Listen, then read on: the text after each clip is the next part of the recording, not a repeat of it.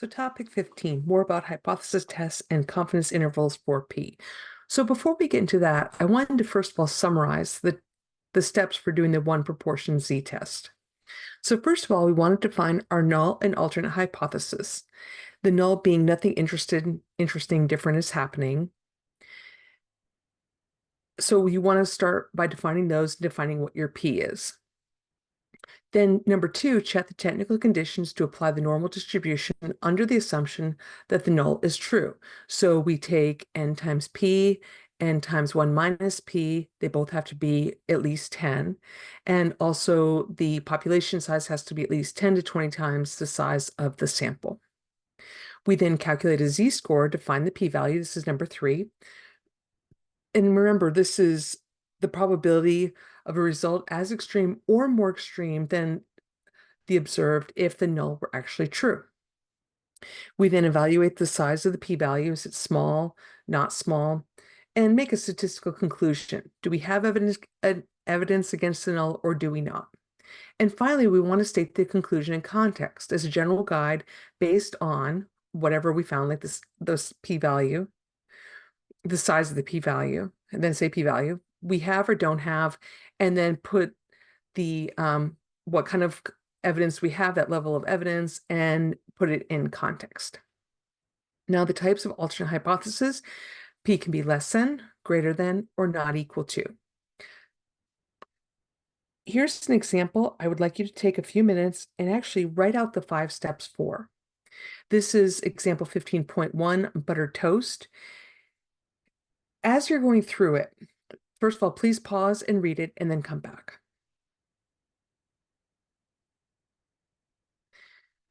What we want to be careful is when we choose, setting it up is probably not bad.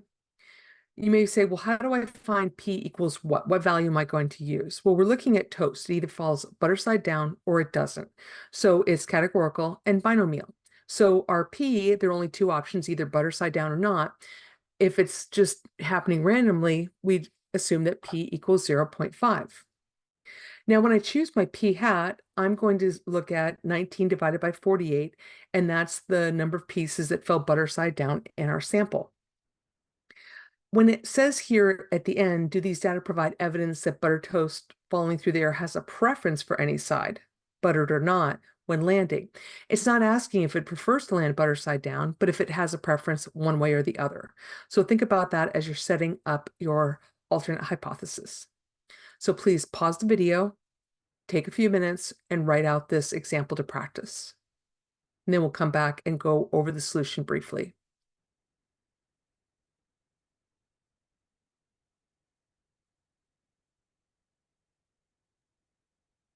Here we go. We have the null and alternate hypothesis written out for step 1. And I also said what P equals. It's good to do that so that we know what we're looking at. Number 2, we looked at the technical conditions. So I did n times p and n times 1 minus p.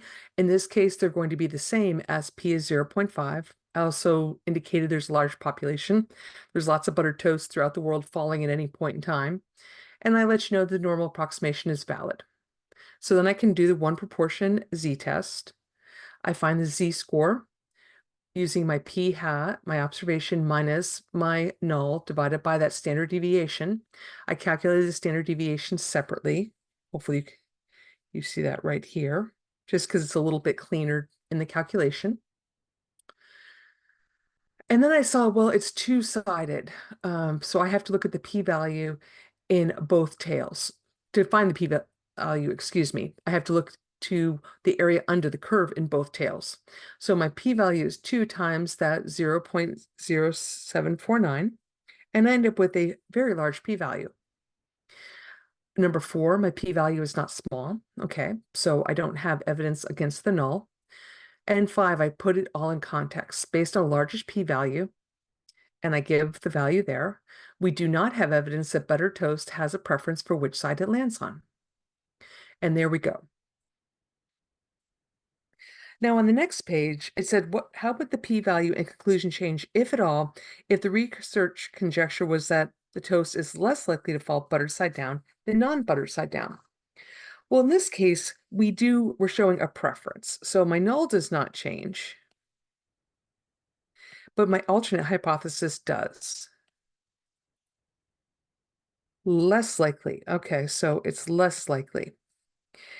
If I draw that out and use everything else we used from the test above, the p-hat does not change.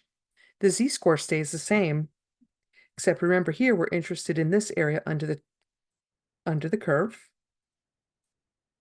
So our p-value is going to be just this one tail. So it's 0.0749. My p-value in this case is small, so we do have, how would the conclusion change? We have moderate evidence. So it's not strong evidence by any stretch of the imagination. It's just moderate. Now, how would this all change if we said instead of less than, how would the p-value and conclusion change if it was more likely to fall? Buttered side down. Well, nothing else has really changed. In fact, we actually don't even need to test this because we have 0.5 here, and we know that we're comparing it to 0.396. This is our p-hat. Do we have any support that it is going to be greater than 0.5? And hopefully you think, well, no, because our p-hat is already less than the value. So if I was actually to find the area under the curve, the p-value is going to be 1 minus that 0.0749, and you get 0.9251. It's huge. You wouldn't even have to do, in this case, you wouldn't really need to do any testing per se, because as soon as you see that p-hat is less than 0.5, it can't possibly be bigger. So there's no evidence with these data. Now, can take a moment and construct a 99% confidence interval for the proportion of time a piece of toast will land butter side down. So please pause the video and do this calculation. Assume that the normal approximation is valid in this case. So hopefully this is what you did. If you had to check to see if the normal approximation was valid, remember you would do n times p-hat and n times 1 minus p-hat, not n times p and n times 1 minus p, because we're looking at confidence intervals. We're trying to estimate the value of the true value p. So does the result from the 99% confidence interval agree with the conclusion from the hypothesis test? Well, in part A, did we rule out, let's go back up. In part A, did we rule out 0.5 as being a plausible value? And the answer is no. We had a large p-value, and we said, no, 0.5 it's a plausible value. Well, could 0.5 be in this interval? And the answer is yes, okay? We didn't rule out 0.5 when we tested earlier. This interval that we constructed contains 0.5, so it supports our conclusion. They should agree, all right? For a two-side test, we'll talk more about that soon, but they should agree.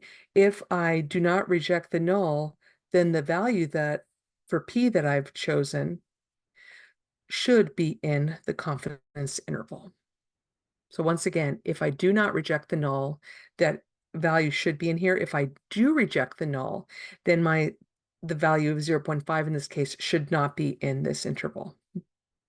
So your hypothesis test and your confidence interval should give you the same results, and we're going to talk more about that soon.